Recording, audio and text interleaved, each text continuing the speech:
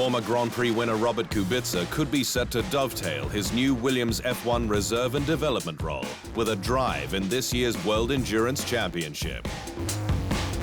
The Pole, returning to F1 for the first time since sustaining horrific injuries at the Ronde d'Andorra rally 7 years ago, tested the Ginetta LMP1 car for Manor this week at Aragon, where earlier this month, Fernando Alonso belted into the Toyota ahead of his WEC race debut.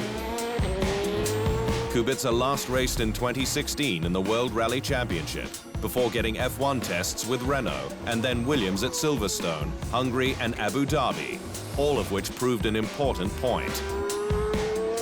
I think during all these tests with Williams and before with Renault, I showed that although my limitations are quite big, actually in the car they are much smaller than in reality in my daily life. American outfit Haas was the first F1 team to launch its 2018 car, with an online unveiling of its sculptured VF18. The squad has used black to stunning effect, hiding the halo and shorter shark fin that will be on all cars this year.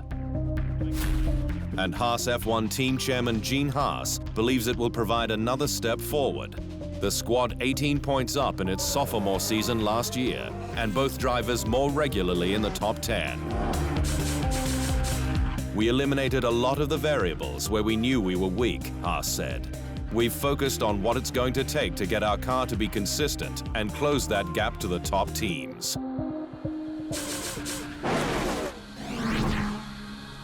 Formula One Motorsports Managing Director Ross Brawn has suggested that creation of a league table could be a way to rank the quality of Grand Prix venues in the future and relegate them if needed. This year's calendar involves 21 events, the equal longest in history, with the return of the French Grand Prix at Paul Ricard near Marseille. It's a memorable track. It was opened in 1970, and it's still the same shape except for a couple of chicanes added for safety reasons, and which I hope will disappear. The German Grand Prix will also return to Hockenheim.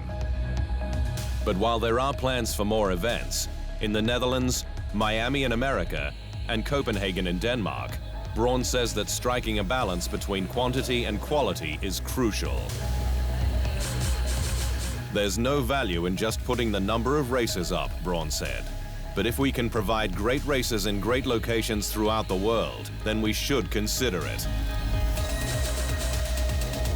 F1 owner Liberty Media has already revolutionized the way that the sport interacts with its promoters in maximizing each round's offering. As a commercial rights holders, one of the things we want to do is be hand in hand with the promoters to make that happen. Because quite frankly, in the past, we've taken the check and then we've left them to get on with it. And now we're closing the circle. Swiss squad Sauber could be set to emulate Force India with giant-killing performances within 3 to 5 years, care of its stronger relationship with power unit partner Ferrari. Sauber will enjoy latest spec engines from the Scuderia this year, a big step up from the one-year-old versions it ran in 2017, while a new title partnership with Alfa Romeo goes beyond traditional sponsorship with both technical and strategic assistance. The squad will also run Ferrari protégé Charles Leclerc as part of the team's commitment to young drivers. I'm also happy to be able to say that the Alfa Romeo Sauber F1 team will give young drivers the opportunity to show their talent, as Sauber has always done.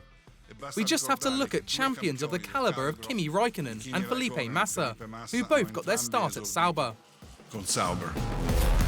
But while team principal Frederick Vasseur says the head of the midfield is possible within 3 to 5 years, the team knows that consistent points has to be the goal for 2018. We know we need to make a big step over the winter, but I think together with Alfa Romeo, I think we can take that step. And realistically, I think the first target would be to score points and fight for points on a regular basis, and then build from there. TheInsideLine.com for everything Formula One.